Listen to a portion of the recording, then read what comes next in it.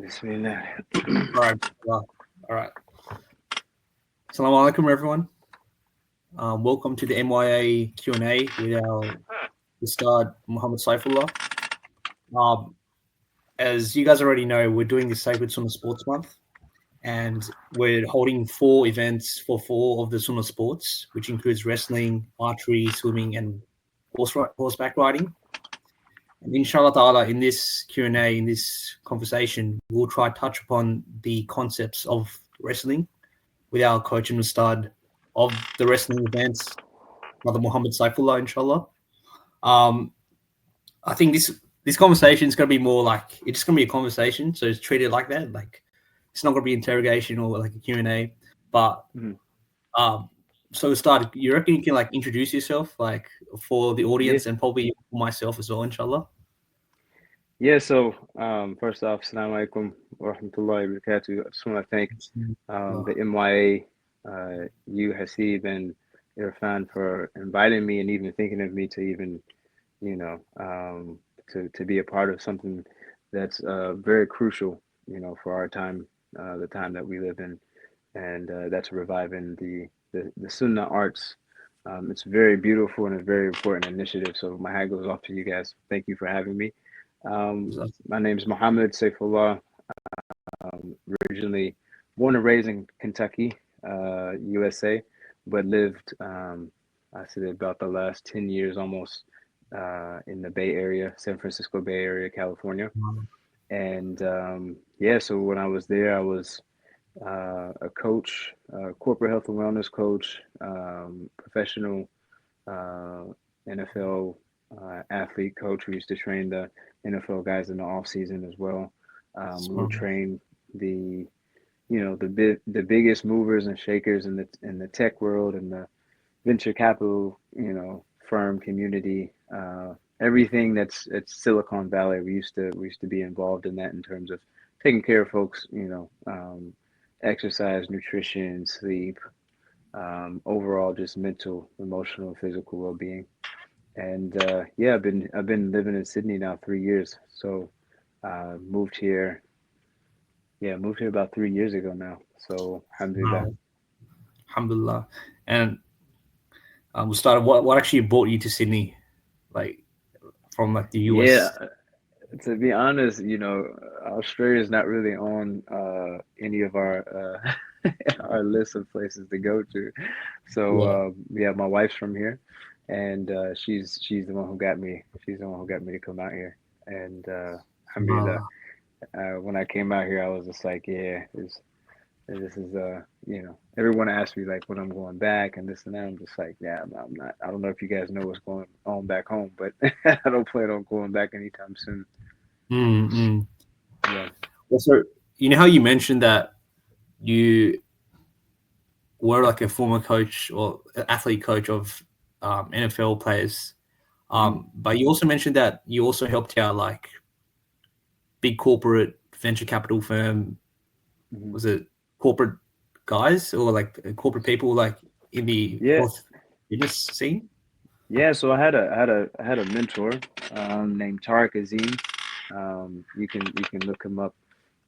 He was known as like the NFL athlete whisperer, but really like anyone who came and like was seeking to get in shape or wanted to like change their lifestyle, he was able to um, through a rule, these certain principles and certain philosophy he had, he was able to have a lot of success at like transforming people through exercise and um, through physical exertion and sport.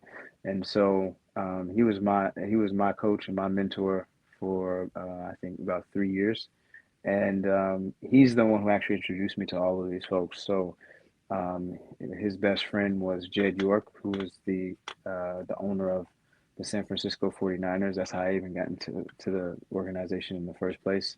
Oh, Um, I what else?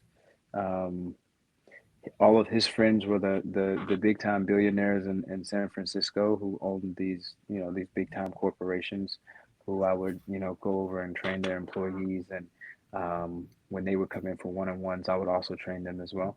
So I definitely gotta, give credit where credit's due. It was my mentor who introduced me to all of these circles and all of these people. You know. SubhanAllah. And when it comes to like physical activity, obviously, like even if you're looks like in the case that even if you're rich, physical activity is something that even they don't like, cast aside. Like, how does that impact a person's, let's say, well-being, both, let's say, obviously physically, but also spiritually and mentally?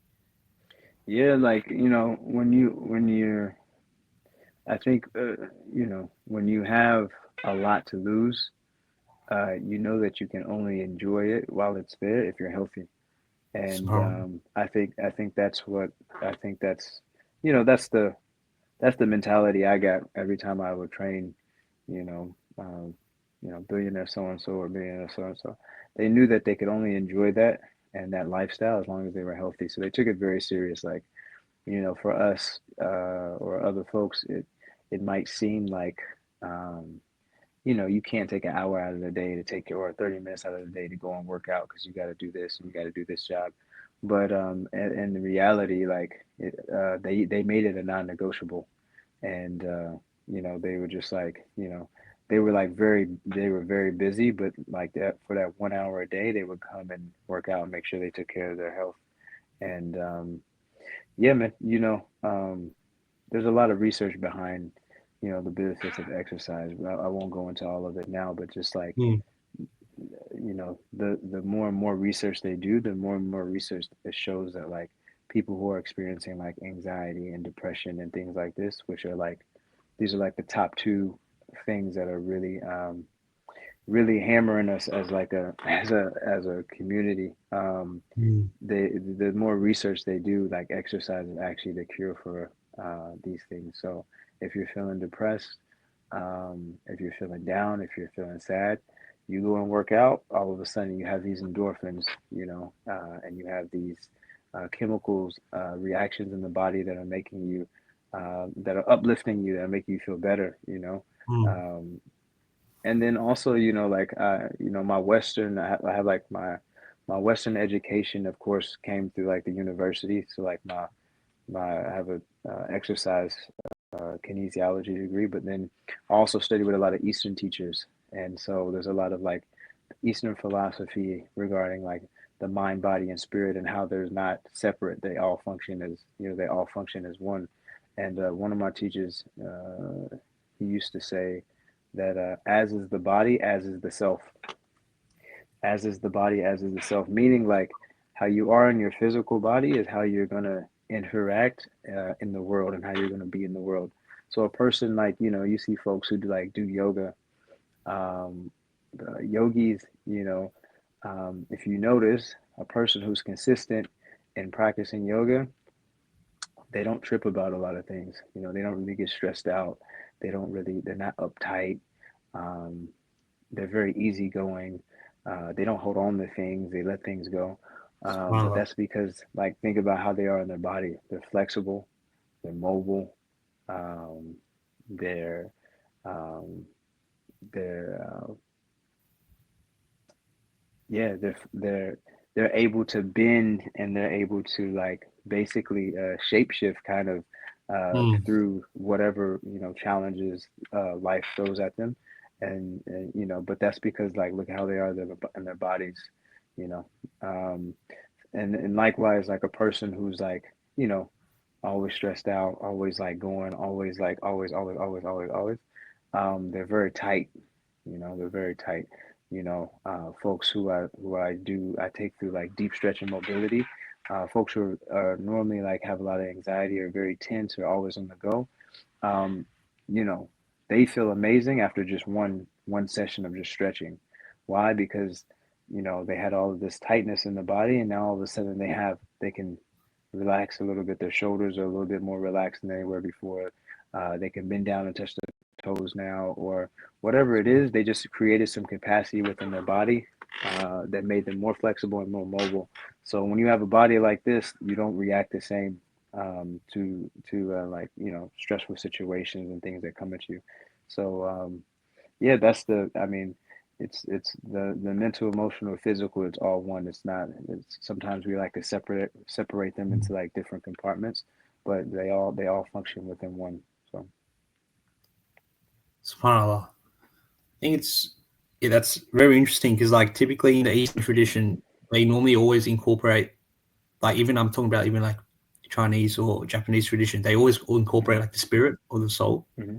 into Hmm. their let's say martial art practices, Yeah. and I think that should be a big part of the sport, like a big part that plays in the Sunnah arts as well, right? With like swimming, Hmm. wrestling, archery, and horseback riding.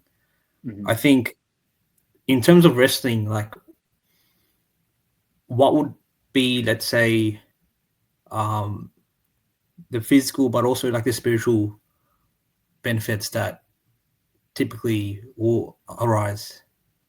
Um, I think it's important to like just to remember that, um, the greatest wrestler, the greatest grappler, the greatest martial artist was the Prophet Sallallahu Alaihi Wasallam.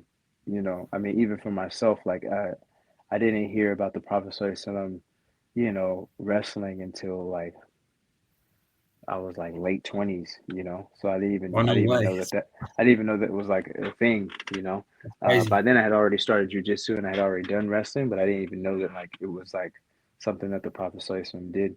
So and something that Mm, he recommended and encouraged. So um, you know, um,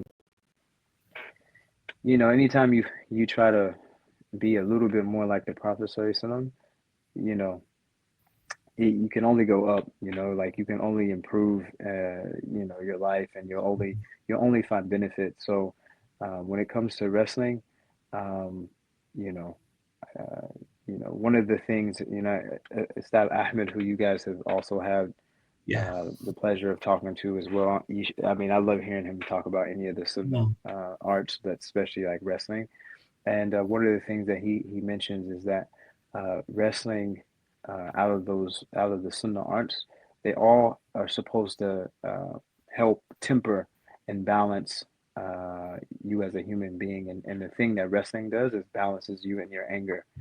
So if you struggle with anger, and that could be like it could be both ways. You could be a person who like holds everything in, like you're still angry, but just like maybe not outwardly you like expressing your anger, but like you could just keep everything bottled in. Like that's not healthy. um and I have experience with that. And smart. likewise being like like a person who's like just lashing out all the time and just snapping and just popping off. um that's the other extreme of the anger piece. But like doing jujitsu, doing wrestling, doing grappling, it tempers your anger because especially with jujitsu, like you know or I mean really, yeah, wrestling, grappling, if you're not in control of your anger, if you're not in control of your emotions, you're going to get tapped and you're going to get submitted.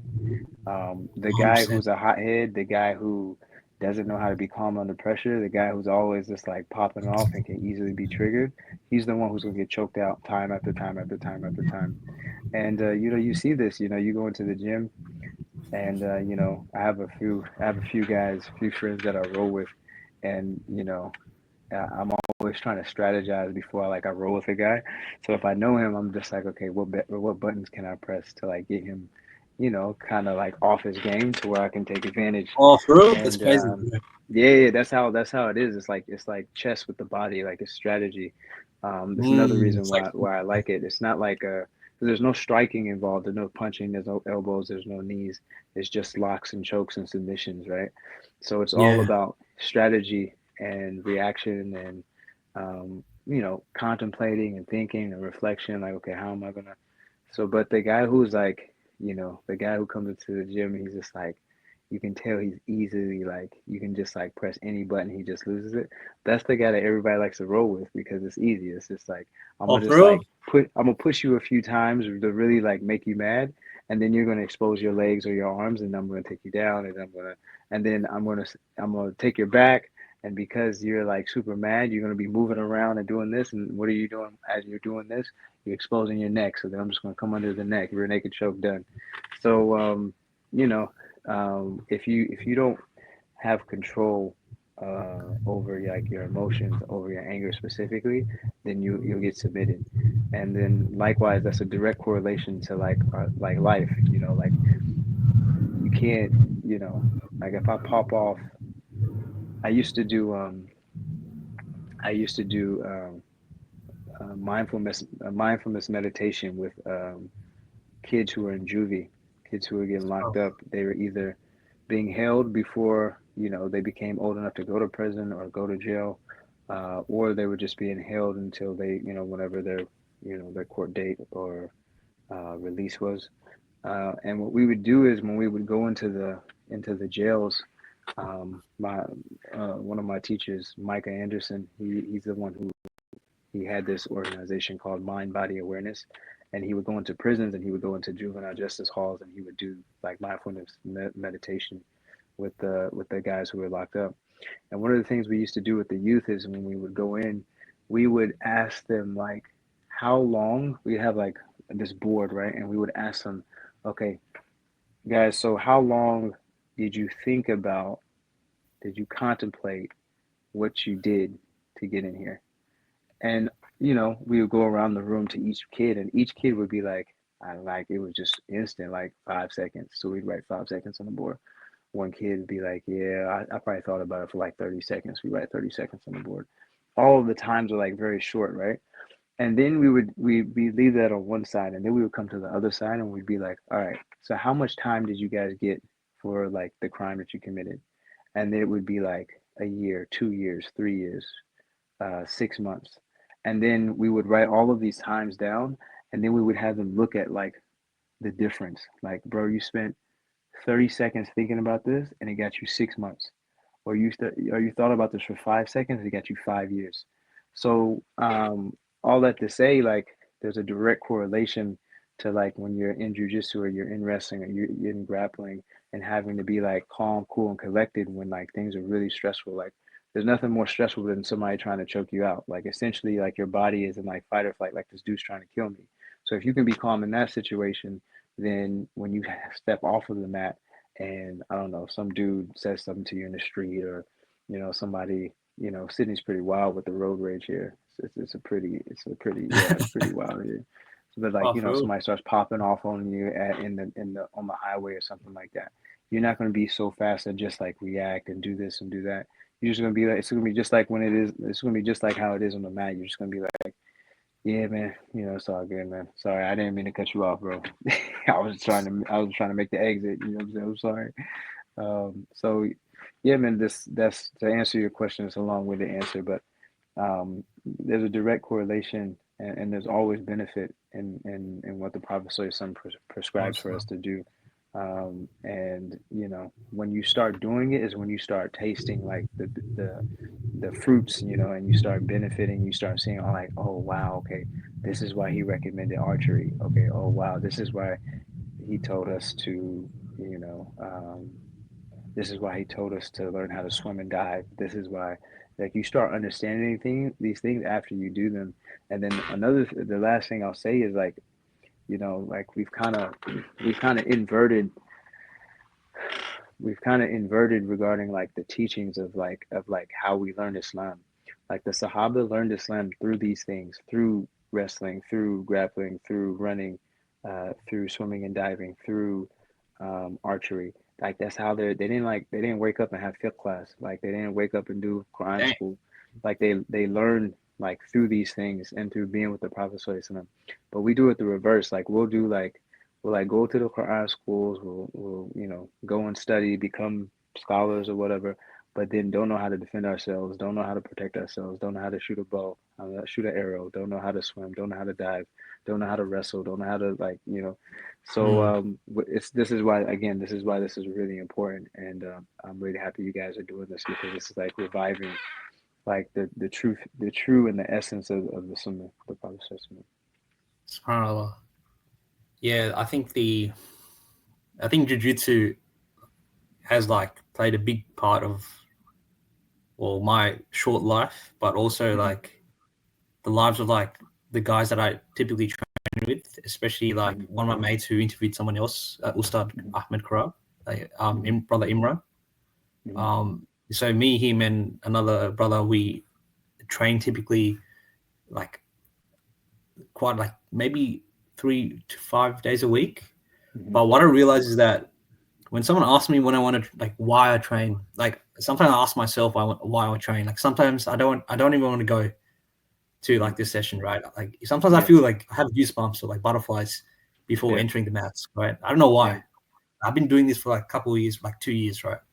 And I'm still Mm-hmm. getting goosebumps. But I don't think there's ever been a time where like I walked out and like regretted it. Like No, not one time. there are times where I've been smashed, killed, still alive, but yeah, I've been, choked out crazily, Mm-hmm. my, feeling went down, but like I never really regretted actually, Mm-hmm. going.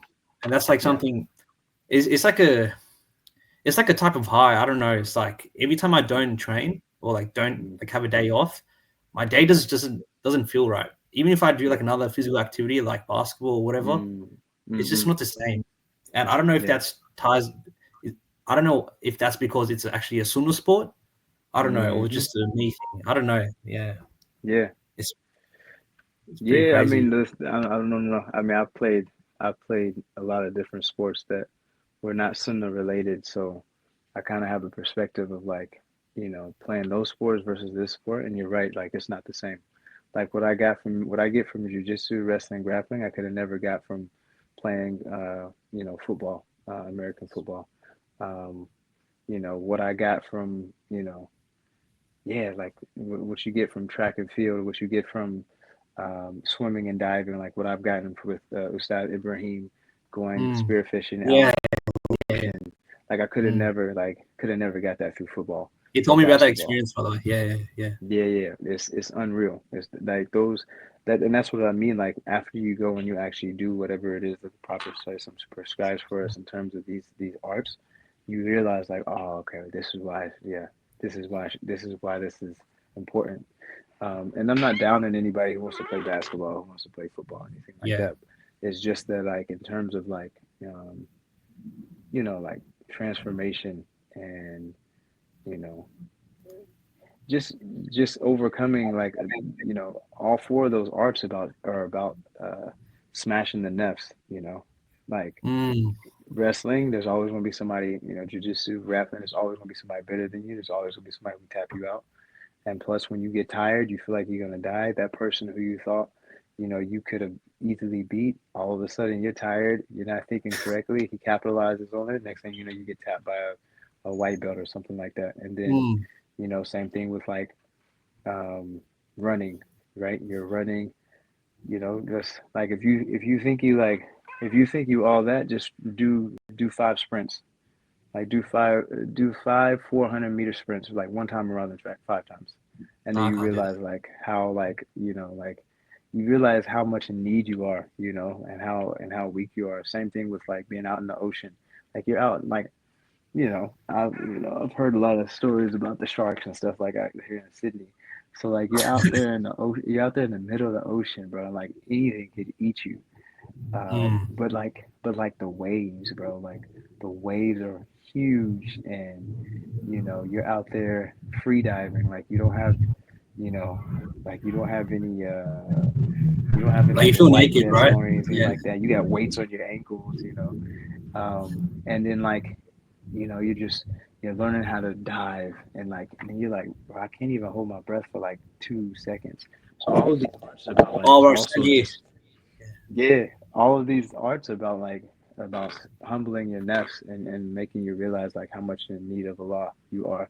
So All you right. can't, I didn't get that from football, bro. If anything, football, if anything, like I was like a blowfish with the nafs. You know what I'm saying? I was just like, I catch a touchdown, I like talk trash, you know, um, I come off the line, I pop a guy and I knock his helmet off, and like we're all getting hyped. It felt good, I remember these times, but it's like, it's all nefs though. Like it's all my ego. Like, I came off and put a dude on top of his head. Like, what did that? How did that But improve me as like a human being? that's crazy though, like, because that's like that's modern sports right now, just entertainment, Hmm. right? Like pure, just Hmm. like nuffs driven. Well, Yeah. like these sports are meant to like kill nafs. So like Islam's Yeah. like it's always a subversion of like normal. Well, not I wouldn't say that's like this is normal, but like Western Mm-hmm. sort of typical Western line of thinking. It's Mm-hmm. crazy. But I remember like for me like swimming, I went done the freediving event with Ustad Ibrahim Mm-hmm. in a swimming pool, right? A couple of days Mm-hmm. ago. Cold as hell, right? Mm-hmm. Mm-hmm. Parramatta pools. And mind you, this is like a small swimming pool, right? And Yeah. like me just going in, I'm like, I couldn't even hold my breath for like 20 seconds. Seriously, like Yeah. Yeah. Yeah. that. Yeah, like I feel like I'm like, no, I do jujitsu. I can take this on. I couldn't, man. Like it was crazy. Yeah, it's very humbling, man. It's very humbling. All these arts are very humbling. And this one is Um, like, for me mm, particularly, like it was a battle against myself. Like you're like mm, literally a battle against yourself. Like being comfortable in the uncomfortable. hmm. Like That's I don't right. know. Like for me, jujitsu, if someone's on top of me, I just get the elbow knee connection. I just wait. Hmm. Then I Hmm. just like Hmm. go for the. I don't know. Just go like wait for opportunity. But here it's Yeah. like it's Yeah. just like waswasa, like saying, "Nah, get out of the water, get out of the Mm, water." Blah blah blah mm, blah. mm, mm. Breathe, breathe, breathe. You need air. Yeah. It's crazy. I got to do more swimming. Seriously, it's crazy. Yeah. Same. Same. Same. Even with archery, like I was inspired to pick up the bow and do archery off of a retreat. Mizan had a retreat and they had Ustad Ahmed there that weekend. And the way he talked about archery, I was like, "Hey man, sign me up because whatever this Straight brother, up, straight up. whatever archery is doing for that brother, I want that. So just sign me up for it." And I remember telling him, I was like, "I'm buying a bow. Like, how do I buy a bow? As soon as we get done here, I'm coming to the next class and this and that." And then, you know, again, like the inflation of the nest from football makes you feel like any sport you can just pick up and like Right. you'll be like amazing at.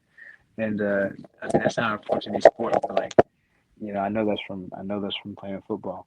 But like when you pick up the bow and you're shooting from like you're just shooting from like an arm span's distance, and you can't put and your grouping is all over the place. Like you can't put three arrows like within like I don't know the Mm, size of like a small size pizza, right? Your arrows are right. all over the place. Mm. Humbling. Like already you just like yeah. So then And you just look at other you hit people's. this Yeah. crossroads where you're like okay, either I'm gonna quit archery and never pick up the bow again, or I'm gonna have to be in this for the long run, and I'm gonna have to really commit. The nest doesn't want to commit. The nest doesn't like anything that's long term. It doesn't like discipline. It doesn't like sticking to things. It likes everything that's short, quick, and sweet. So you come to this crossroads, and you just like, I don't know if this archery thing's for me. Even though you've only been doing it for like a week, but you're like, man, I don't know if this thing's for me. And then you start thinking like, man, you know what? The Prophet ﷺ said to do this, so I'm okay. I'm gonna stick it out. And then before I knew it, having to do that after a year of just just doing small and consistent shooting, I was able to like graduate to the next level in terms of archery and finally be Nice. able to get three arrows within a Yes. dirham, alhamdulillah. So it was just Yeah. like, it was beautiful, alhamdulillah. Very humbling. Subhanallah. Yeah. Subhanallah. I think maybe like in terms of like because we mentioned just backtracking to the corporate venture capital, those blokes, white Mm-hmm. collar blokes who Mm-hmm. non-negotiables have 1 hour in the day, right? Is that something we should Mm-hmm. imitate as well, having that non-negotiable in terms of physical Mm-hmm. activity? Yeah, 100%. One of my favorite scholars to listen to, especially regarding the Sunnah sports, the Sunnah arts, is Sheikh Ibrahim Osiefa. He's from the UK, but he was doing this commentary on like wrestling and archery and things like this. And I'll send it to you afterwards because after you watch it, you won't be the same. It'll actually motivate you to really Oh, like that's crazy. take one of the you'll take one of those sports and you'll just like go like you'll dedicate like your whole being to it after listening to the things that he says. But he said that like in the time of the Prophet ﷺ, the average woman and man walking around just during the time of the Prophet ﷺ would be equivalent to like the top Olympic athlete of our time. Are you serious? It's crazy. men and women, not just men and women. You know, and then if you think about it, look at their lifestyles, like Mm, they, you know, like if you don't hunt, you don't eat. You mm, know, like if you don't go to the well to get the water, and who knows where the well is and how far you have to walk and all of these, and then you have to carry the water, you have to carry the water back, and you know, all of their lives was all physical activity. Like from the time they woke up to the time they went to sleep, there was a whole lot of physical activity to where they didn't need to go to the gym. They didn't need to go like, you know, pick up some dumbbells and do a few lifts or anything like that. It literally like their every day, like everything was you know, about movement. But now in our time, we literally, I mean, literally, we've killed ourselves with comfort. You know, like mm. we don't have to go to the grocery stores anymore. I can literally just be like, you know, pick Press up the button. phone, DoorDash, or pick up the phone, Cole's delivery, click and collect, Willie's click and collect, and have somebody, you know, come bring my groceries to me, instead of like, you know, walking and go get the groceries and bring them back to the house. So we're killing ourselves with this comfort food. I don't have to go get food anymore. Right? I don't have to. I mean, forget hunting. That's already out the window. But like, I don't even have to. I don't have to go to a restaurant anymore. DoorDash, boom. I want to eat such and such. It'll be here in 45 minutes. Um, you know, I remember, I'm young enough to remember having to get up and go to the TV and like click and change the channel. Like there was no Oh yeah, remote, you know what I'm saying? yeah. Like when I was really young, before remote started coming out and stuff like that. Like I remember like everybody just be like, now it's your turn to go turn it. Nah, it's your turn to change the channel. Now it's your turn to change the channel. You know what I'm saying? Now, like we just sit back and like literally we can speak to the remote. Like I want to watch such and such on Netflix. Next thing you know, it pops up. So like we've made things way too comfortable. Like we've made things Mm. way too easy. I know it sounds crazy, but that's what's literally killing us. So to answer your Subhanallah. question, like should we be, you know, doing these type of sports, and should we be as active as, you know, the Silicon Valley CEO? We should be just as active, if not more active, because the thing is, you can't worship Allah if you're not healthy. You know, like you Mm. look at like brothers and aunties, uncles and aunties in the masjid who like have to pray in chairs, and they can't fast during Ramadan anymore. And you know, Allah Subhanallah. knows best about like how they got to that place, but like generally when you look at them, they don't look like they had a lot of physical activity in their life, and they don't look like they ate very clean, like they didn't eat very healthy. A lot of like, you know, a lot of our um, and it's happened over time and after, you know, colonization specifically. But you Yeah. look at like our diets are like giving us diabetes, giving us high blood pressure, giving us high cholesterol. um, so you know, you look at like the auntie or the uncle in the message who has to pray in a chair now. And um, you know, by research standards, I mean, even if something's hereditary, normally it stays dormant, right? Unless you don't eat Oh, clean and you really? don't exercise. Yeah. It's Like crazy. I never. you could have diabetes like in your line, in your lineage. But if you're like working out and eating healthy, you're way less likely to actually get diabetes. Even you could even like, you know, like even if you ate like super clean and healthy and worked out, even if it was gonna like show, it wouldn't show until like way later. You know, and that's by like that's just the research that they've been doing on exercise and the effect that it's had on the body. So for us as Muslims, like bro, you can't our religion is all activity. You know, Subhanallah. like I have to fast, right? That means I can't eat, I can't drink, but I still have to be active and go about my day as if food and water never existed. Like I still like, you know, folks who like are in uni, still you still gotta study, bro. You still gotta like, you know, say you like they're not gonna just shut everything down for you just so you can fast for 1 month. You still gotta drive, you still gotta walk, you still gotta, you know, do all of these different types of things. You still gotta be active. Same thing with the prayer, like, bro, it's these, you know, the older I get, and especially you know, you probably understand this is like because you do jujitsu, is like knee health is everything, bro. Like if Oh, your knees are 100%. banged up, bro, you're not gonna be doing jujitsu or wrestling and grappling for very long. What I've noticed is like my knee health has stayed healthy this long through all the knee bars and the ankle locks and all the single leg takedowns and Seriously? all this different type of stuff. my knees have stayed healthy through the prayer. Like the positions that we got to be in are like create. It's constantly creating 5 times a day, and if you're adding sunnahs on top of that, however many you're adding, where you're constantly doing mobility and stability work as you're praying. So your joints are like constantly staying mobile. Right. So our entire religion, just to keep it short, our entire religion is about. I mean, we go on Hajj. I haven't gone on Hajj or Umrah yet. Inshallah, I'll be going soon. Inshallah, But inshallah. I mean, like Hajj and Umrah ain't like it's not like you're not going to Disneyland, bro. Like you have to like there's like some people who they get to a certain age and they can't actually do it because it's too physically demanding. And so yeah, so our religion is all about like our religion actually requires us to be healthy and able to fulfill obligations. Of course, there's expiations if you can't, but like, do you really want to do you really want to be like the brother in the masjid who has to pray from a chair because you didn't, you know, take care of yourself 3 times a week and eat, clean up your food. Um, do you really want to be the brother who can't go on Hajj, can't go on Umrah, and you got to watch everybody else go because you didn't work out, you didn't take care of your food, you didn't take care of your sleep, and all of these your recovery and things like that. So yeah, I think you know if if depending on like how bad we want God and how bad we want the Prophet, how bad we want to follow the Prophet, I think it's that's the landmark in terms of like should I be active or not? It's like do you want to be again? Do you want to be able to pray for as long as possible? Do you want to be able to fast for as long as possible? Yeah.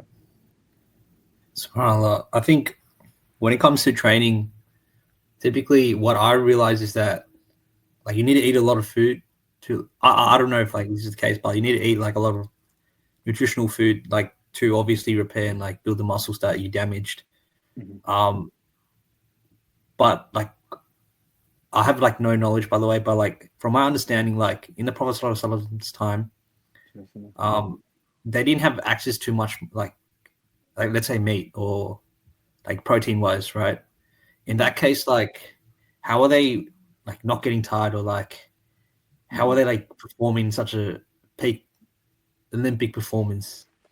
Yeah, I've thought about this a lot as well, and you know, listening to different scholars comment on these things, um, you know, you, the the Western, when you look at like the Western study of nutrition, you look at the Eastern study of nutrition. The Western study of nutrition, you have to take it with a grain of salt because, um, these food recommendations and these food guidelines are being pumped to us from corporations who want us to Mm. like spend all of our money on Mhm. like their products, right? On their food. Yeah. So, you know, I remember telling people, fresh out of uni, like you need to eat 3 times a day. You need to have 3 meals a day, and you need to have a snack in between, right? Um, and then you Is that still start the case? studying. Um, like the thing about exercise and nutrition and stuff like that is very much like it's like Islam. Everybody has a different opinion. Like there's different schools of thought. Right, There's right. different schools of thought. So like at one point in one period, this could be like the ruling. Like I remember when I don't know if it's again I don't know if it's still the thing. I think it still is because I think I heard somebody say that something like that the other day. Like 3 meals and a snack in between each meal. So like breakfast, lunch, and dinner, and then you have a snack in between. Right, yeah.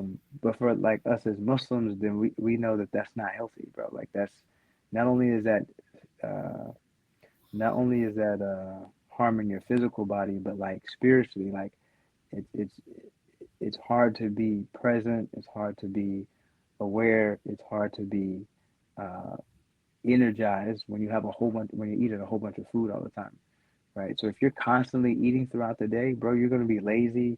You're gonna be tired. You're constantly Mm, pumping insulin into your blood. Like, how's your body can't actually keep up with the amount of with the amount of like your body's constantly having to work. This is why like when Ramadan comes, like all the organs get breaks, like everything resets. This is why everything resets because the body's not constantly having to break down food. So depending on right. where you're at in the world, for that from sun up to sundown, your body has a break, has a reset. And so, you know, when you look at the Sahaba, you look at the Prophet, so yeah, bro, they didn't, you know, Subhanallah. the Prophet ﷺ said to the Sahaba, he talked to them about, you know, the days where they'll eat twice, the days where they'll eat twice. Like he was speaking about the future. Of course, he could see what was coming, and he was basically telling the Sahaba about how they're gonna be eating twice a day, and they're just and like for them they're just like, really, you're gonna be eating twice a day? No way. It's crazy. How's that? So that just shows you just like they weren't like eating 3 meals and then snacks in between, but they were still able to like do all of the stuff that they were doing. Like they were still able to wrestle. They were still doing archery. They were still going to war and doing all these different type of things. Um, but to answer your question, they weren't eating a whole lot of food. What they did eat probably was definitely what we would consider like organic, like Yeah. food coming straight from the source. But then طيب. also, spiritually, like we know from Ramadan, like when we're like after maybe like week one, maybe 10 days in, the spirit starts kicking in. Like the body's weak, the body's thirsty. I mean, you don't even start after that. After 10 days, you don't even feel it anymore, right? The spirit starts kicking in. You're able to stay up all night and pray. You're able to, control your anger. You're able to control your desires easier. That's because the spirit starts kicking in. So then imagine that's us, right? Then imagine them being with the Prophet Sallallahu seeing him every single day, and seeing him receive revelation, and then hearing the revelation live. You know what I'm saying? That their spiritual like state was definitely, what I'm saying, on a whole nother level. So they probably didn't need food like that anyway. Just because of how yeah, their spiritual sustenance. So I think like correct me, like I don't know, like I have no knowledge, but when it comes to food and stuff, like a lot of the stuff that we do eat is like very it's very processed. Like it's not mhm. like it's Yeah, still halal, but like it's not yeah, like tayyib, like good. yeah. It's Like not it's not tayyib. Yeah. like that organic, Hmm. that organic thing. I remember Sheikh Hamza Yusuf always like talks about this and how like Hmm. the saying you are what you eat. Yeah, Like if you yeah, eat now you're eating, let's say you're eating like a fried chicken, right? But yeah, that chicken has been killed unethically. Like that right, has like an impact to you, right. making you more stressed, and you don't Yeah. even know it. Hmm. And that could be like I don't know, like a thing as well. So just me ranting, but I was like Hmm. talking to this person at um this white lady, right? Old white lady. I'm like Islam's like very very unique compared to other religions. Like we don't Hmm. just go to Sunday church and then switch Hmm. off. Like the Hmm. switch is always on. It's Yeah. comprehensive, right? Yeah. It's like it's everything that we do, every way that we act. That's like there's understanding. That's like there's deen inside that. And I just told her about Summer Sports Month. I'm like, yo, like I'm doing a Summer Sports Month with this organization. And did you know that there's recommended sports or arts Hmm. in our religion? And people don't Hmm. know this. People don't Yeah. even know what Islam is. That's pretty Yeah. crazy, right? Yeah. Like Yeah. I was talking to someone, I'm like, yeah, I'm Muslim, right? And then she was like, "What's that? What is that?" And she's a Christian. Yeah. I'm like, "Look, we're an Abrahamic religion. We believe in Christians, like we believe in Jesus Christ too. But Hmm. it's very. It's a bit of a sidetrack actually, but like, yeah, it's pretty Hmm. crazy. Like, um, yeah, it's just a marketing issue for Muslims, to be honest. But Yeah. yeah, I don't want to go on a tangent, but like a lot of yeah, times like people don't know about Islam because we don't know about Islam. Like straight up, yeah, you think about how many like I remember my first coach in the past on the spiritual path was a brother named Osama Cannon, rahmatullahi alayhi. He passed away about 4 years ago, but he was a teacher in the States, and I remember when I first met him, he was doing like a lecture on Islamic spirituality and hard work and stuff like that. and I just was like all caught up in like I don't want to be attached, like I want to detach my heart from this world, and like I don't want to be attached to this thing and that thing. And he was just like, he literally was just like, bro, do you know how to pray? I was like, yeah, yeah, I know how to pray. And then he asked me like, what are the fards, like what are the obligatory actions of the prayer? And I was just like, what do you mean? He was like, what is it that if you leave out of the prayer, your prayer is invalid? And I was like, dang, I don't know. And he was like, okay, so we're gonna go. He's like, okay, we're gonna back up even further than that. What are the obligatory actions of wudu? Like you can't leave Mm. those out, or your wudu is invalid. And I was just like, I had no idea what he was talking about. He was just like, this is the stuff you need to focus on. And then so I started studying. I chose the Maliki school of thought, and I just followed the Maliki school, and I started studying the Maliki school, and Oh, started no learning way. about Yeah. the Wow. rules of like wudu and the rules of prayer. And I was like, bro, I don't think I've ever been doing any of this stuff right. Like I don't think I've like there's times where like I missed the prayer because I was doing with the wudu, I was doing everything three times, That's a right? molecule, right? Yeah, you have to do it. Yeah. Okay. Well, Yeah. the thing, the obligation is once. Each limb is one time, Right. and then but the sunnah is to do it three times, right? Mm. But if you're about to miss the prayer, then you don't do the sunnah because the missing the prayer takes the priority over the Mm. over Yeah. the extra sunnahs, right? Of wudu. So I'm like thinking about, I'm like, bro, I probably missed like so many prayers, bro, because I was just like, two, three, one, two, three. When in reality, I mean, I don't know about the other schools, but I know in the Maliki school, the obligation for wudu is one time face, right, to your ears and to where your headline is and what to your jaw is. Yeah. Your hands to your elbows, back through your fingertips, hands back through over your head, right, and not even back. Coming back forward is sunnah. Going back is the obligation, and then your feet. So Subhanallah. if you're about to miss the prayer, you focus on you literally can you just cover those, right? Boom, boom, because it's more important in that instance to make the prayer on time. So then you're gonna make the prayer. So, anyways, all that to say that like a lot of times like the reason why non-Muslims don't know what Islam is because we don't We don't know know. Yes. what it Mm. is. We don't know that like you know it's better like for example like argumentation, like arguing about religion is just like none of the scholars say that you should argue about religion unless you're like actually having a proper debate and you're like a faqih, like you're actually like learned, Mm. right? Yeah. Otherwise, what I'm not going to go to debate a Christian about Jesus being God and the Trinity and this and that. Like, why would I go? I think maybe there was a time and place for that, back in the Yeah. day. But like now, like, why would I go and like just argue with somebody? Because then it's all nefs. Like I'm trying to Straight prove, up. Yeah. my position. He's trying to prove his position. He's not gonna budge. I'm definitely not gonna budge. It's not. So then in reality, it's better just to have good relations, like, and to not argue. Like I'd rather not get That's into it. it about like Jesus and this and that. But then me and you are still good, you know. Like I'm still like again like obligations. Like the Sahaba said Mm. that the Prophet ﷺ warned us about the neighbor to the point that we thought the neighbor was going to have inheritance rights over us. Like he Oh, just that's kept crazy. the rights of the neighbor, the rights of the neighbor, the rights of the neighbor. He didn't say your Muslim neighbor. He said your neighbor. So Just like oh, that's crazy. that stuff takes precedent over like me trying to convince you that God is one. Like me trying to Mm. convince you that God is one and that He's not, a white man with a beard in the sky. Like if that's where you're at, that's where you're at. Right?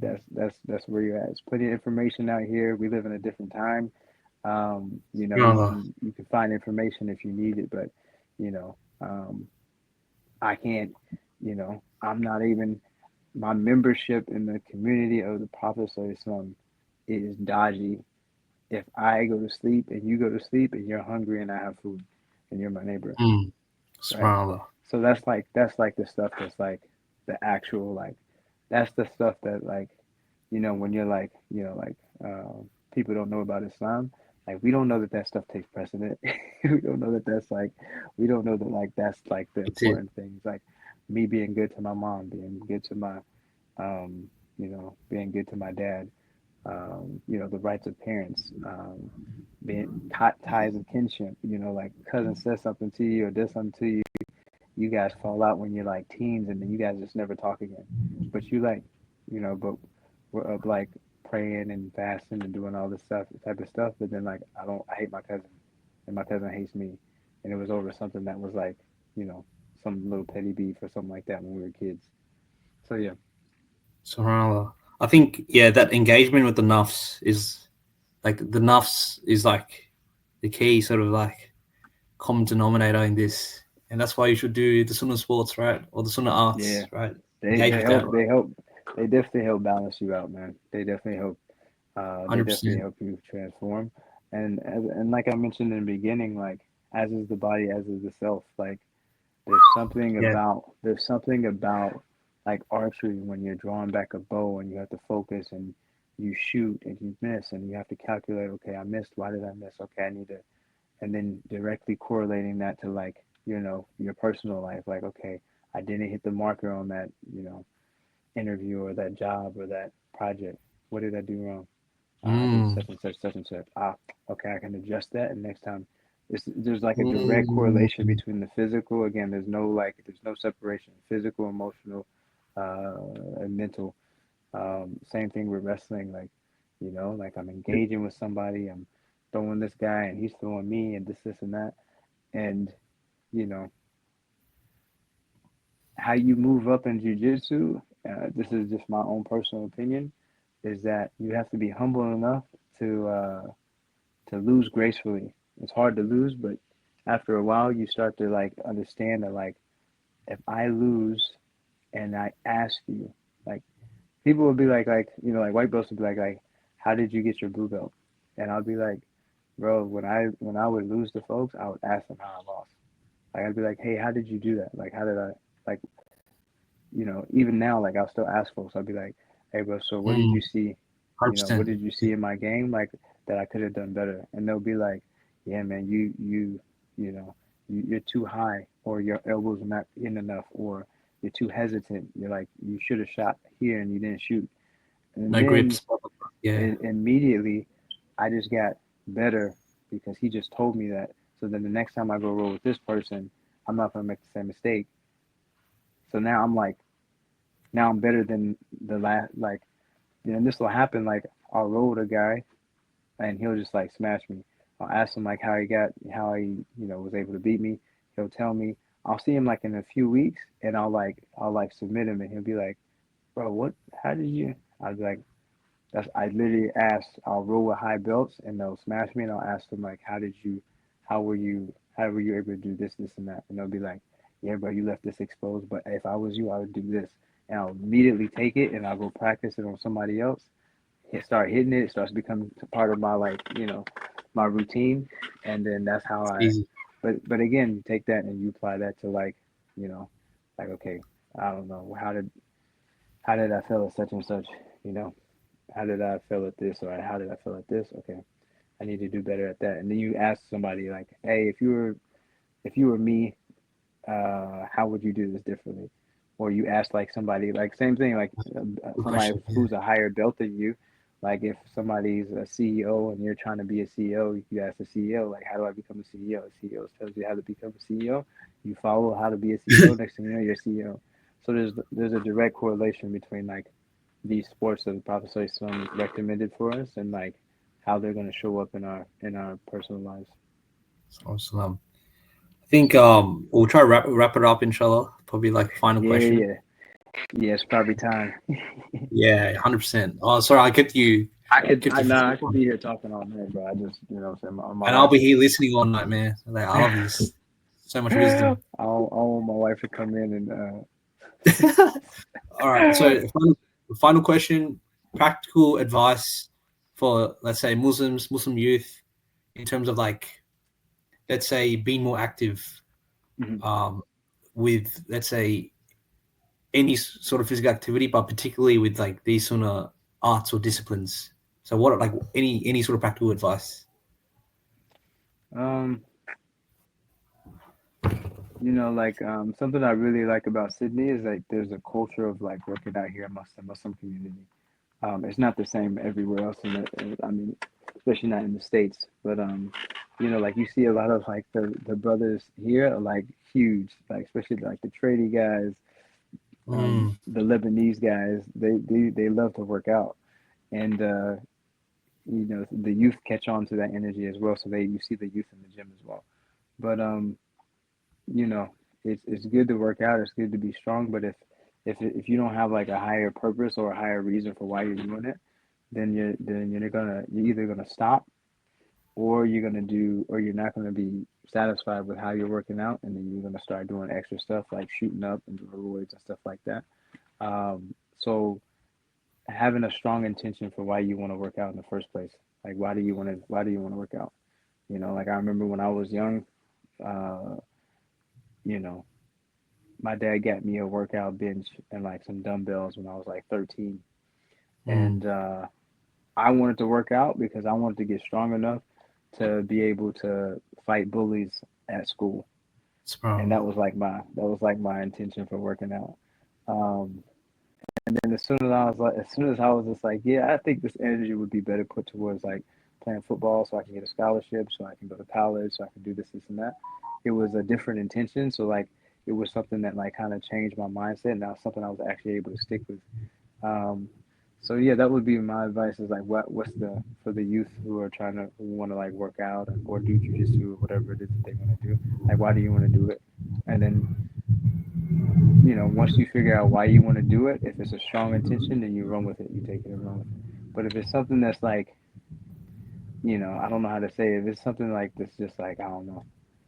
If it's just to have muscles and to look good and like Mm, to get the girls and this and that, mm. yeah, it's not gonna last very long. It's not gonna, Oh, they bro. say they say what's for Allah is gonna last, and what's not for Him is gonna fade away. So, making your Subhanallah. attention about Allah and the Prophet Sallallahu in terms of like physical activity, wrestling and grappling and stuff like that, you'll last longer, inshallah. Inshallah ta'ala.